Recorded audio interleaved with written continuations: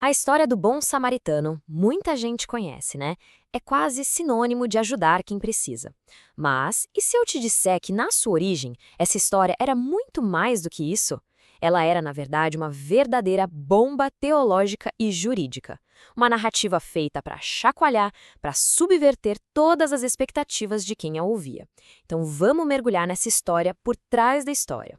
E tudo, absolutamente tudo, começa com essa pergunta: quem é o meu próximo? Parece uma dúvida genuína, né? Alguém querendo entender melhor, mas não é bem assim. No contexto, essa pergunta é um desafio, quase uma armadilha, para testar os limites da lei de Deus. E a resposta vai virar o mundo desse questionador de ponta cabeça.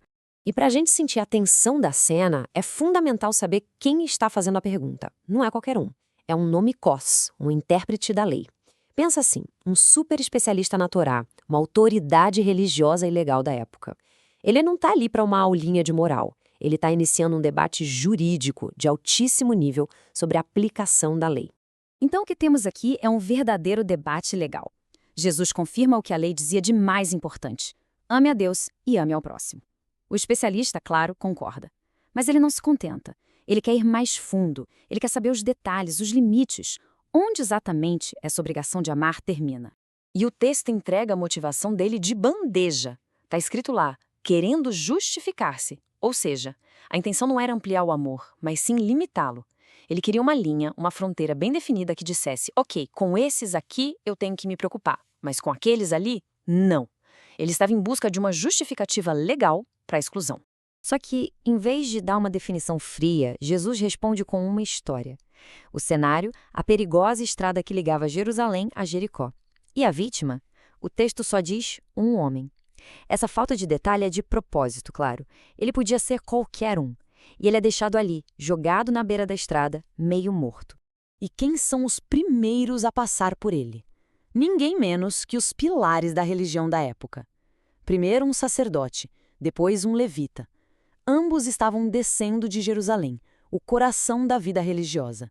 Eles eram a personificação da ortodoxia, os guardiões da lei. Se existia alguém que deveria saber o que fazer, eram eles. Mas eles se deparam com um dilema. Um conflito de leis. Por um lado, a lei mandava amar o próximo. Por outro lado, existiam regras muito rígidas sobre pureza. Tocar um corpo morto, por exemplo, tornava a pessoa impura, impedindo-a de realizar seus deveres no templo. E o homem ali, meio morto, criava a ambiguidade perfeita. Ajudar significava correr um risco religioso enorme. E o texto faz questão de frisar: eles não deixaram de ver o homem. Não foi um descuido. A narrativa diz que eles viram a situação. E depois de ver, tomaram uma decisão consciente. Atravessaram a rua, passaram pelo outro lado. A religião oficial, no seu primeiro grande teste, falha de forma espetacular. É aí que a história dá uma virada de 180 graus. Uma virada genial e chocante. Porque o próximo personagem a entrar em cena é a última pessoa que a audiência original esperaria ver como herói. Na verdade, para eles, ele era o vilão da história, um inimigo declarado. Olha, é difícil hoje em dia a gente ter a dimensão do ódio que existia entre judeus e samaritanos. Para os judeus que ouviam a história, um samaritano era um herege, um traidor, alguém teologicamente impuro, um inimigo da verdadeira fé. Colocar um samaritano como mocinho da história não era só surpreendente, era provocador, era quase uma ofensa. E o que motiva esse inimigo a agir? Não é um cálculo sobre a lei, não é um dever, é algo muito mais forte. O texto grego usa uma palavra fantástica aqui, esplankniste. Isso não é uma compaixãozinha qualquer, é uma compaixão visceral que vem das entranhas. Uma emoção tão poderosa que simplesmente o obriga a agir. É o oposto total da frieza e do distanciamento dos outros dois. O contraste é gritante, não é? De um lado, o sistema religioso que vê, calcula o risco para a própria pureza e se afasta. Do outro, o estrangeiro, o inimigo, que sente essa compaixão avassaladora, se aproxima e assume todos os riscos, não só o risco físico, mas o financeiro também, para cuidar daquele homem. No fim das contas, ele cumpre a lei que os especialistas falharam em colocar em prática. E agora a gente chega no checkmate da história.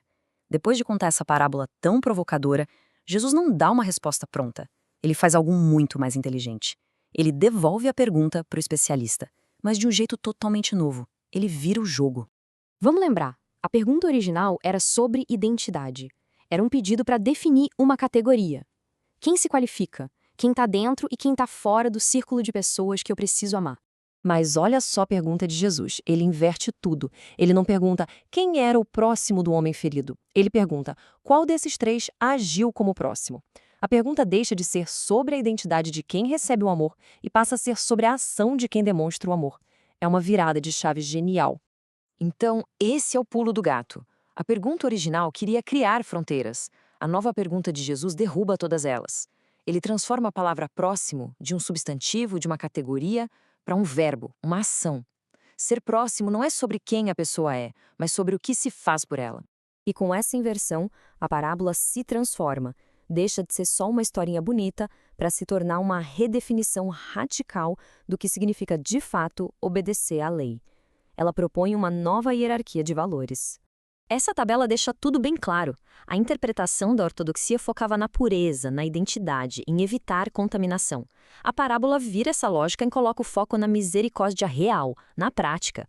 O próximo deixa de ser alguém do meu grupo para ser qualquer pessoa em necessidade. E a ação exigida não é evitar o outro, mas atravessar qualquer fronteira para ajudar.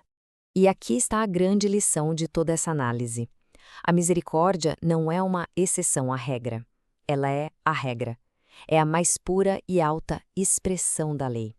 O verdadeiro conhecedor da vontade de Deus não é quem sabe todas as regras de cor, mas quem está disposto a quebrar barreiras, sociais, religiosas, o que for, em nome da compaixão e da vida. E isso, claro, nos joga uma pergunta no colo. A história não é só sobre algo que aconteceu há 2000 anos. Ela nos força a olhar para as nossas próprias vidas, hoje.